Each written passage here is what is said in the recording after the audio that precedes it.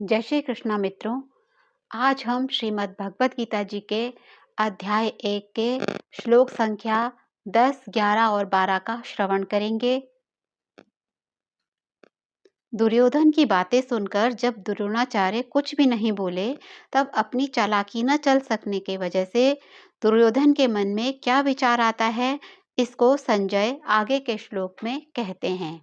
श्लोक संख्या 10। अपर्याप्तं तदस्माकं बलं भीष्माभिरक्षितं पर्याप्तं त्विदमेतेषां बलं भीमाभिरक्षितम्। अपर्याप्तं तदस्माकं बलं भीष्माभिरक्षितं पर्याप्तं त्विदमेतेषां बलं भीमाभिरक्षितम्। द्रोणाचार्य को चुप देखकर दुर्योधन के मन में विचार हुआ कि वास्तव में, श्लोक का अर्थ इस प्रकार है, अस्माकम हमारी, तत् वह, बलम सेना पांडवों पर विजय प्राप्त करने में, अपर्याप्तम अपर्याप्त है, असमर्थ है, क्योंकि भीष्माभिरक्षितम उसके संरक्षक उभय पक्षपाती भीष्म हैं। तो परंतु एतेषाम इन पांडवों की, इदम यह, बलम सेना हम पर विजय करने में, पर्याप्तम पर्याप्त है, समर्थ है, क्योंकि भीमाभिरक्षितम इसके संरक्षक निज सेना पक्षपाती भीमसेन हैं। इसका अर्थ इस प्रकार है, दुर्योधन के मन में यह विचार उठ रहा है कि हमारी शक्ति असीमित है और हम सब महान सेनानायक भीष्म पितामह के नेतृत्व में पूरी तरह से संरक्षित हैं, जबकि पांडवों की शक्ति भीम द्वारा रक्षित होने के पश्चात भी सीमित है। अब हम श्लोक संख्या 10 की व्याख्या सुनेंगे। व्याख्या। अपर्याप्तम तदस्माकं बलम भीष्माभिरक्षितम्। अधर्म अन्याय के कारण दुर्योधन के मन में भय होने से वह अपनी सेना के विषय में सोचता है कि हमारी सेना बड़ी होने पर भी, अर्थात पांडवों की अपेक्षा 4 अक्षौहिणी अधिक होने पर भी, पांडवों पर विजय प्राप्त करने में है तो असमर्थ ही। कारण कि हमारी सेना में मतभेद है, उसमें इतनी एकता, उसका संगठन कमजोर है और उसमें एकता नहीं है, निर्भयता और निसंकोचता नहीं है, जितनी कि पांडवों की सेना में है। हमारी सेना के मुख्य संरक्षक पितामह भीष्म उभय पक्षपाती हैं, अर्थात उनके भीतर कौरव और पांडव दोनों सेनाओं का पक्ष है और वे श्री कृष्ण के परम भक्त हैं। ऐसा वह अपने पितामह भीष्म के बारे में सोच रहा है। भीष्म के हृदय में युधिष्ठिर का बड़ा आदर है। श्री कृष्ण के वे बड़े भक्त हैं और अर्जुन पर भी उनका बड़ा स्नेह है। इसलिए वे हमारे पक्ष में रहते हुए भी भीतर से पांडवों का भला चाहते हैं। वे ही भीष्म हमारी सेना के मुख्य सेनापति हैं। ऐसी दशा में हमारी सेना पांडवों के मुकाबले में कैसे समर्थ हो सकती है? नहीं हो सकती। पर्याप्तम त्विदमेतेषां बलम भीमाभिरक्षितम्। परंतु यह जो पांडवों की सेना है, यह हमारे पर विजय करने में समर्थ है, कारण कि इनकी सेना में मतभेद नहीं है, प्रत्युत ये सभी एकमत हैं। पांडवों की सेना में एकता है। पांडवों की सेना का संरक्षक भीमसेन है, जो कि बचपन से ही मेरे को हराता आया है। यह अकेला ही मेरे सहित 100 भाइयों को मारने की प्रतिज्ञा कर चुका है, अर्थात यह हमारा नाश करने पर तुला हुआ है। इसका शरीर वज्र के समान मजबूत है। इसको मैंने जहर पिलाया था तो भी यह मरा नहीं। ऐसा यह भीमसेन पांडवों की सेना का संरक्षक है। इसलिए यह सेना वास्तव में समर्थ है, पूर्ण है। यहाँ एक शंका हो सकती है कि दुर्योधन ने अपनी सेना के संरक्षक के लिए भीष्म जी का नाम लिया, जो कि सेनापति के पद पर नियुक्त हैं, परंतु पांडव सेना के संरक्षक के लिए भीमसेन का नाम लिया, जो कि सेनापति नहीं है। इसका समाधान यह है कि दुर्योधन इस समय सेनापतियों की बात नहीं सोच रहा है, किंतु दोनों सेनाओं की शक्ति के विषय में सोच रहा है। वह यह सोच रहा है कि दोनों सेनाओं में किसकी शक्ति अधिक है। वह शक्ति का आकलन कर रहा है। दुर्योधन पर आरंभ से ही भीमसेन की शक्ति का, बलवत्ता का अधिक प्रभाव पड़ा हुआ है। अतः वह पांडव सेना के संरक्षक के लिए भीमसेन का ही नाम लेता है। विशेष बात, अर्जुन कौरव सेना को देखकर किसी के पास न जाकर हाथ में धनुष उठाते हैं। गीता पहले अध्याय का 20वां श्लोक, इसको हम आगे पढ़ेंगे। पर दुर्योधन पांडव सेना को देखकर द्रोणाचार्य के पास जाता है और उनसे पांडवों की व्यूह रचना युक्त सेना को देखने के लिए कहता है। इससे सिद्ध होता है कि दुर्योधन के हृदय में भय बैठा हुआ है।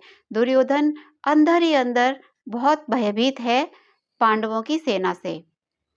जब कौरवों की सेना के शंख आदि बाजे बजे, तब उनके शब्द का पांडव सेना पर कुछ भी असर नहीं पड़ा। परंतु जब पांडवों की सेना के शंख बजे, तब उनके शब्द से दुर्योधन आदि के हृदय विदीर्ण हो गए। इससे सिद्ध होता है कि अधर्म, अन्याय का पक्ष लेने के कारण दुर्योधन आदि के हृदय कमजोर हो गए थे और उनमें भय बैठा हुआ था। भीतर में भय होने पर भी वह चालाकी से द्रोणाचार्य को प्रसन्न करना चाहता है, उनको पांडवों के विरुद्ध उकसाना चाहता है। कारण कि दुर्योधन के हृदय में अधर्म है, अन्याय है, पाप है। अन्यायी, पापी व्यक्ति कभी निर्भय और सुख शांति से नहीं रह सकता है। यह नियम है। परंतु अर्जुन के भीतर धर्म है, न्याय है, इसलिए अर्जुन के भीतर अपना स्वार्थ सिद्ध करने के लिए चालाकी नहीं है, भय नहीं है, किंतु उत्साह है, वीरता है।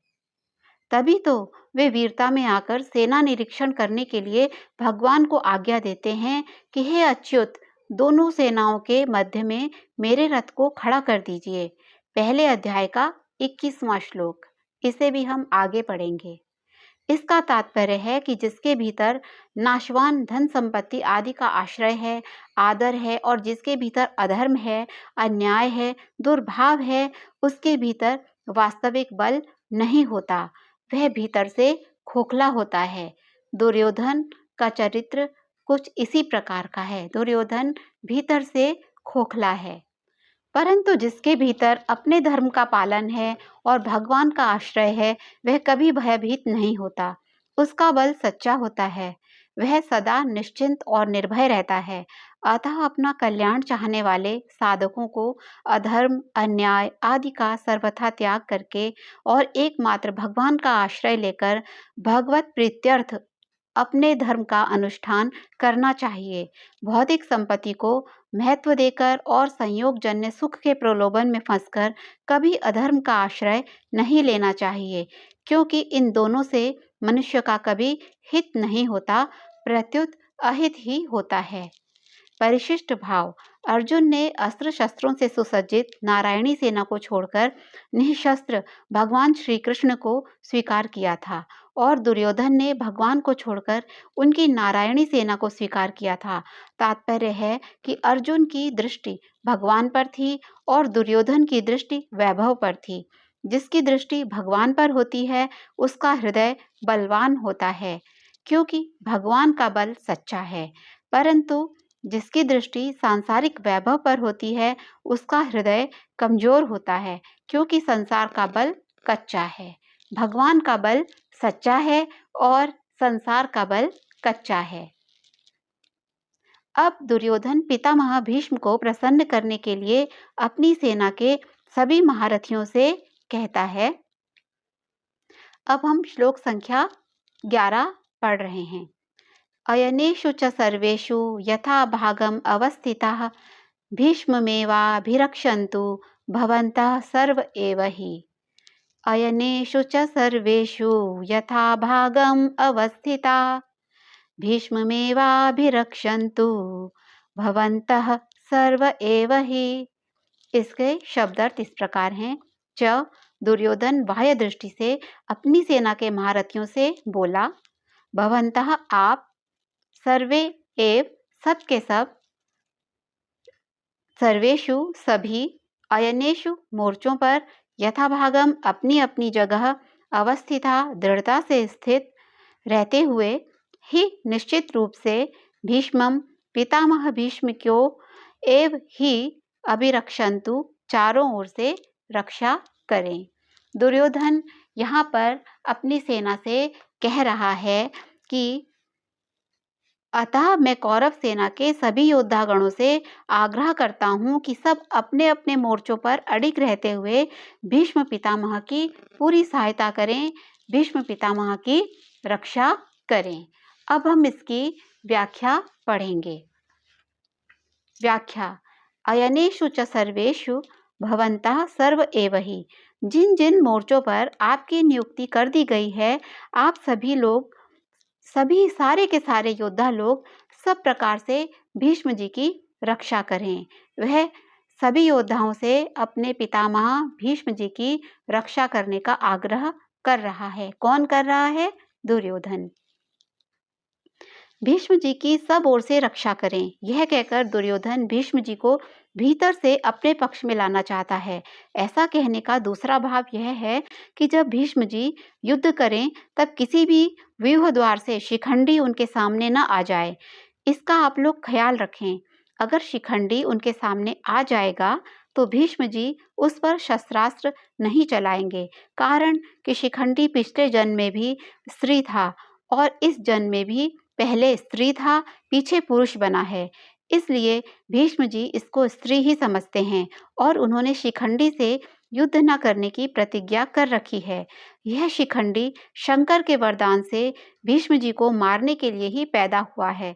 अतः जब शिखंडी से भीष्म जी की रक्षा हो जाएगी तो फिर वे सबको मार देंगे, जिससे निश्चित ही हमारी विजय होगी। इस बात को लेकर दुर्योधन सभी महारथियों से भीष्म जी की रक्षा करने के लिए कह रहा है।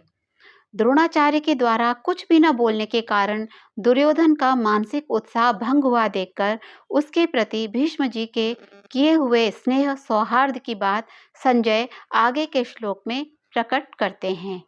अब हम श्लोक संख्या 12 पढ़ेंगे।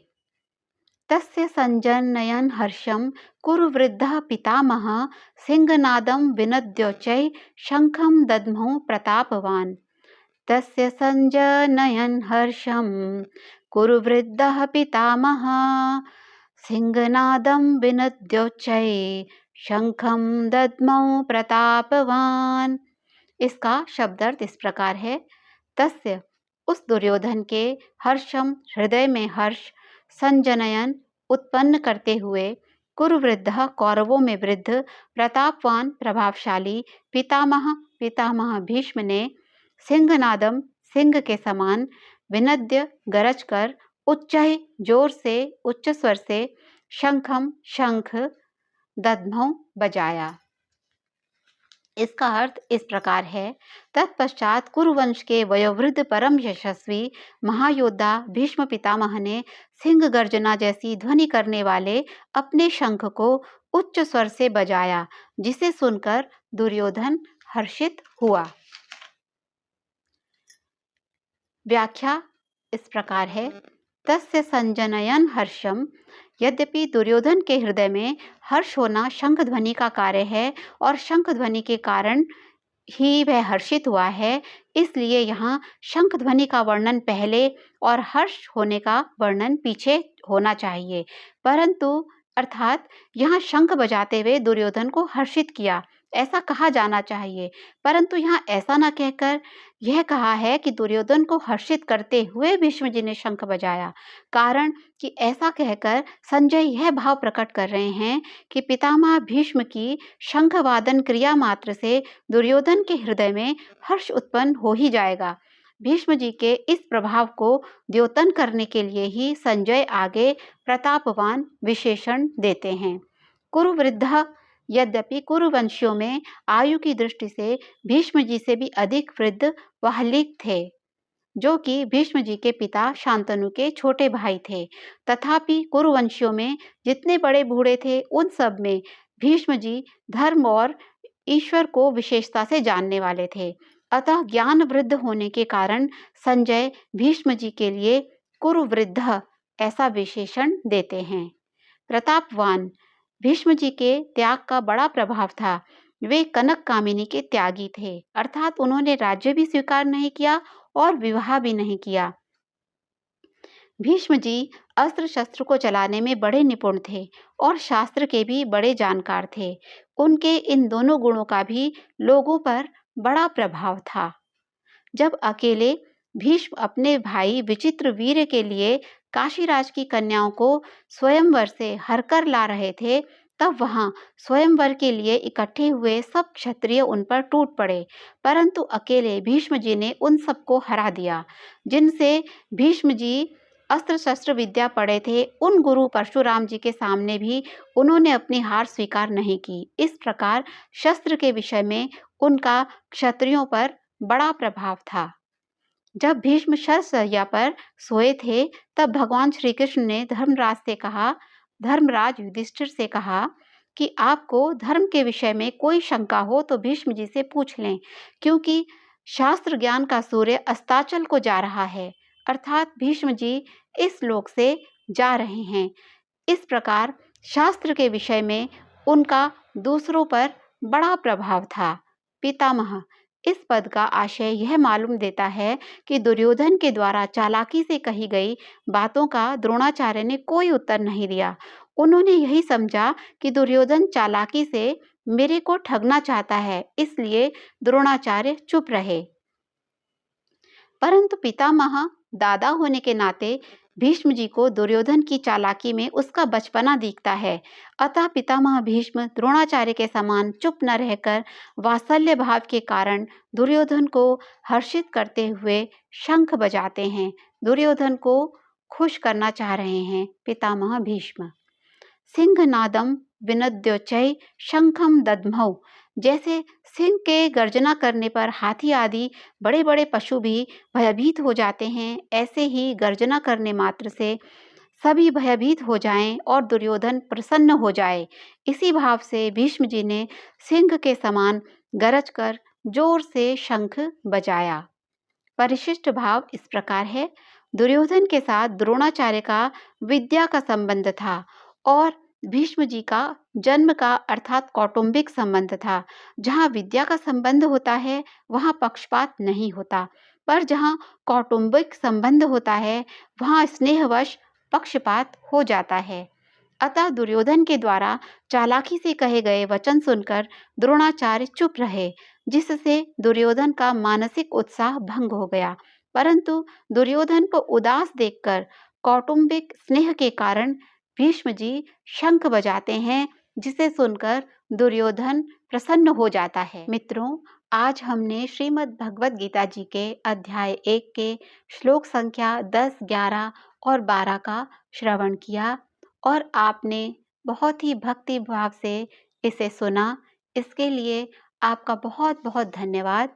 जय श्री कृष्ण। ओम नमो भगवते वासुदेवाय नमः।